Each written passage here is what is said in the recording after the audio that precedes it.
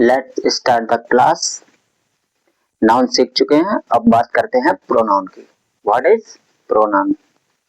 ठीक है, प्रोनाउन हिंदी में कहते हैं सर्वनाम। युक्त किए जाने वाले शब्द सर्वनाम कहलाते हैं। नाउन के स्थान पर प्रयोग किए जाने वाले शब्द प्रोनाउन कहलाते हैं।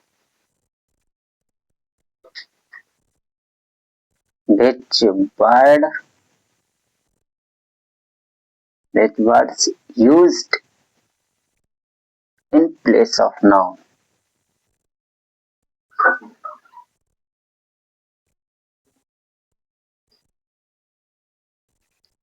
is called pronoun? Is called pronoun। ये हो गई डेफिनेशन। अब आगे बढ़ते हैं। Which word used in place of noun is called pronoun। जो शब्द नाउन के स्थान पर प्रयोग किए जाते हैं सर्वनाम कहलाते हैं।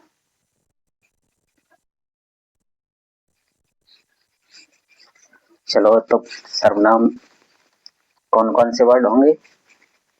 सर्वनाम में आ जाता है जैसे कि ही, सी, इट, दे, वी, यू, आई, ये सब क्या हो जाएंगे? सर्वनाम हो जाएंगे। ठीक है, तो ये सर्वनाम होते हैं। अब इसी में सर्वनाम के प्रकार बता देते हैं आगे। एक होता है पर्सनल प्रोनाउन। पर्सनल जो स्वयं के लिए उपयुक्त किया जाए, व्यक्ति के लिए व्यक्तिगत किया जाए प्रयोग, उसे व्यक्तिगत सर्वनाम कहते हैं, personal pronoun.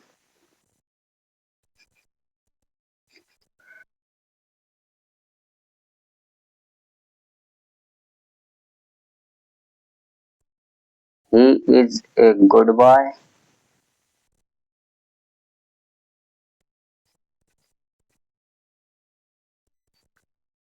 I am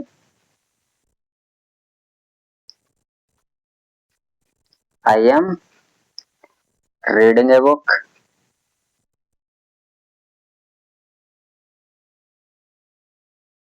reading a book. तो यहाँ पे ही, आई, ये सब क्या हो गया? प्रोनाउन हो गया।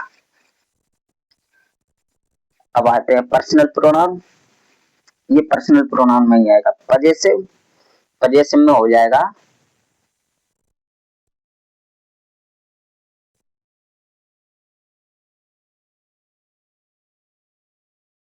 Possessive pronoun. ये मालिकाना हक प्रदर्शित करते हैं, जैसे कि ही का हो जाएगा हिज, या सी का हो जाएगा हर, इट का हो जाएगा, इट का नहीं, दे का हो जाएगा देम, वी का हो जाएगा अवर, यू का हो जाएगा योर, आई का माइन हो जाएगा। ठीक है, ये पजेसिव प्रोनाउन। अब आते हैं रिफ्लेक्सिव प्रोनाउन।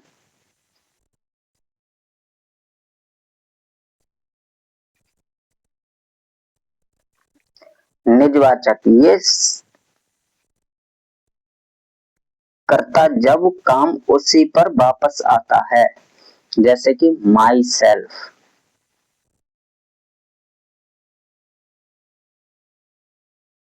ये स्वयं के बारे में ही बताएंगे। My self, it self,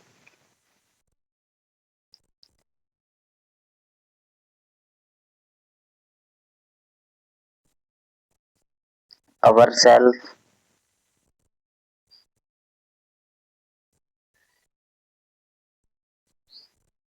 your self, ये सब हो गए निजवाचक रिफ्लेक्सिव प्रोनाउन। डोमेंस्ट्रेटिव इन्हें संकेतवाचक संकेतात्मक कहते हैं। डोमेंस्ट्रेटिव प्रोनाउन, डोमेंस्ट्रेटिव प्रोनाउन, डोमेंस्ट्रेटिव संकेत जैसे कि दिस, दैट, दीज, दोज। ये वह, ये वे, ये सब संकेत को डोमेस्ट्रेट कर रहे हैं। संकेत को बताते हैं इन्हें डोमेस्ट्रेटिव प्रोनाउन। जैसे कि this is marker, that is car, these are books. ये सब डोमेस्ट्रेटिव के हो जाएंगे। अब आ जाते हैं इंटेरोगेटिव प्रोनाउन। इसे मिटा देते हैं। Interrogative pronoun,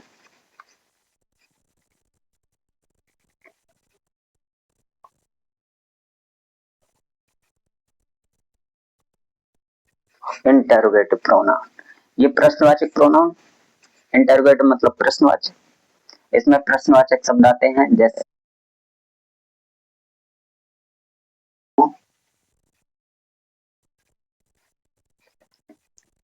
which, etcetera. जितने भी शब्द होते हैं जैसे कि आ जाएगा who is calling, ये इसका एग्जाम्पल हो गया।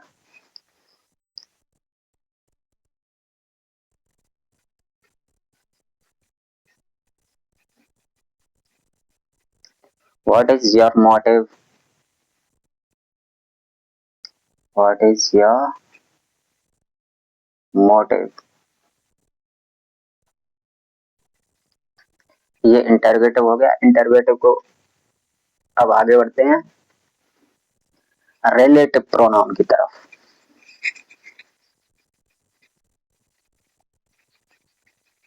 ये रिलेटिव प्रोनाउन मतलब संबंध को दर्शाएगा, संबंधवाचक कहेंगे। रिलेटिव प्रोनाउन, ठीक है। दो वाक्यों को जोड़ेगा उसे रिलेटिव प्रोनाउन कहेंगे। विच, दैट, हुम,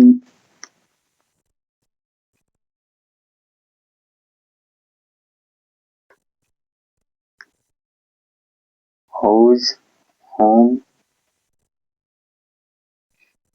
ये हो जाएगा। जैसे the boy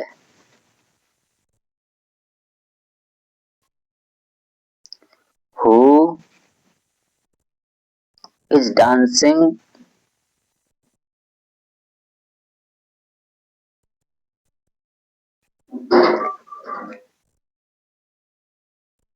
dancing is my brother।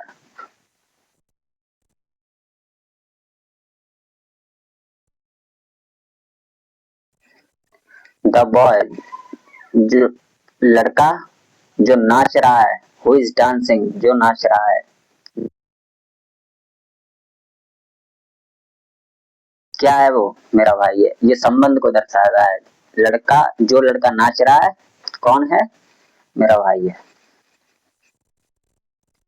ये रिलेटिव प्रोनाउन हो गया। इनका रिलेटिव के लिए ही उपयोग करेंगे। अगर ये रिलेटिव रिलेशन को नहीं दर्शाता है, दो सेंटेंस को नहीं जोड़ता है, तब ये इंटरोगेटिव रहेगा। Indefinite pronoun,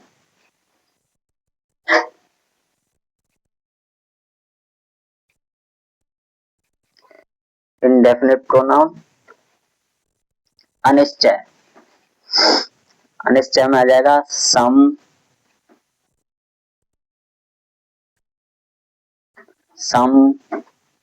many, few, little,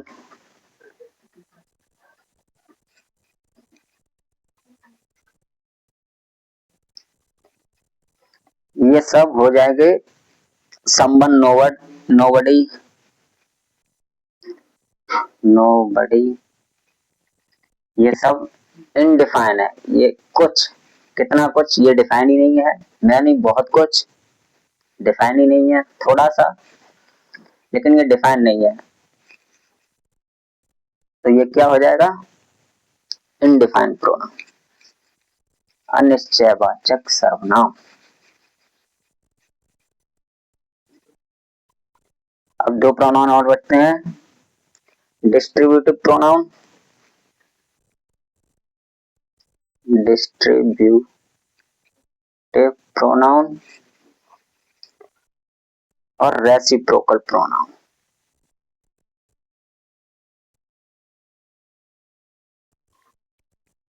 reciprocal pronoun, जब कोई वस्तुओं, डिस्ट्रीब्यूटिव क्या होता है? जब कोई वस्तु व्यक्तियों या वस्तुओं में से कोई प्रत्येक को अलग अलग दर्शाए, जैसे कि each,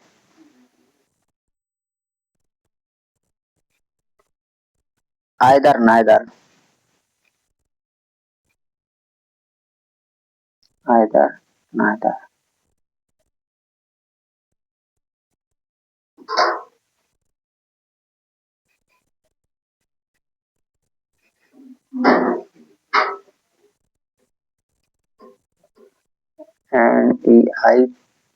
NEITHER,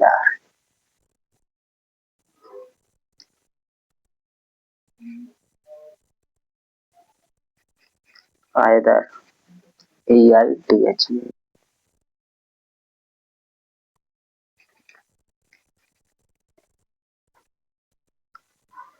each of you इसका एग्जाम्पल होगा, या ईच ऑफ यू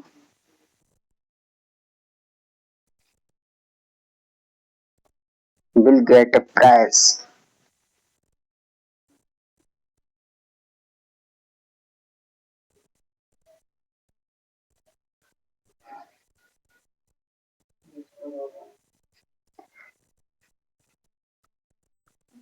तुम प्रत्येक को यह प्राइज मिला, या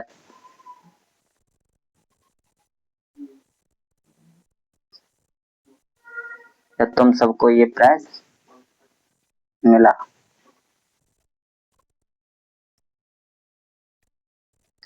तुम में से हर एक को, each of you.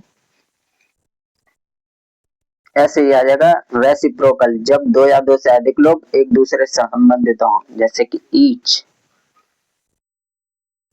Each other. दूसरा हो जाएगा वन एनोदर,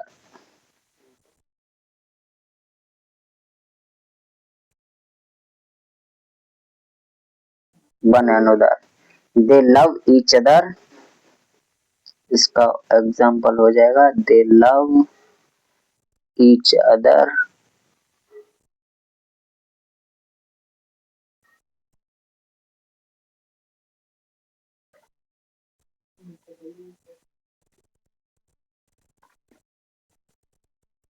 वे एक दूसरे से प्यार करते हैं, दे लव ईच अदर, इतना। ये हो गया रेसिप्रोकल प्रोनाउन। यहाँ पर प्रोनाउन खत्म हो जाता है और इस क्लास को यहीं पे समाप्त करते हैं। आगे दूसरी क्लास।